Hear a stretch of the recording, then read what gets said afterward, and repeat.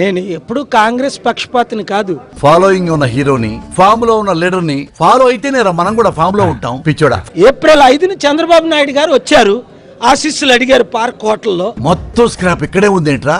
కాంగ్రెస్ లో సోనియా గాంధీ, మన్మోహన్ సింగ్ వారు మొదలుకొని అహ్మద్ పటేల్, గులాం నబీ, సుశీల్ కుమార్ సింధే గారు అందరూ నా బ్లెస్సింగ్స్ తీసుకున్నారు. నెంబర్ 1 1 by 1 పిలిచి ఒకరికి తెలియకుండా ఒకరితో పర్సనల్ గా పర్సంటేజ్ మాట్లాడుకుంటాడు అనమాట.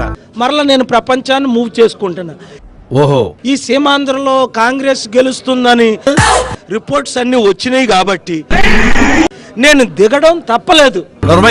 మీరు మేలైనది చేయనరిగియు అలాగు చేయని వానికి శ్రమ అన్నాడు బైబిల్లో. రాజాలా తిరుగుతున్నాను ప్రపంచమంతా. మొన్న లాస్ట్ ఇయర్ 46 మంది ప్రెసిడెంట్లు నా మీటింగ్కి వచ్చారు. ఏప్రిల్ 1st వీక్ లో అమెరికాలో ఉన్న ప్రపంచాలు నడుపుతున్నాను.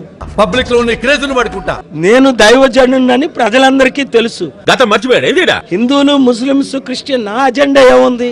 స్వామియే శరణమయ్యప్ప. నా కష్టమైన సంపాదనతో రాష్ట్రాన్ని, దేశాన్ని, ప్రపంచాన్ని పోషించా.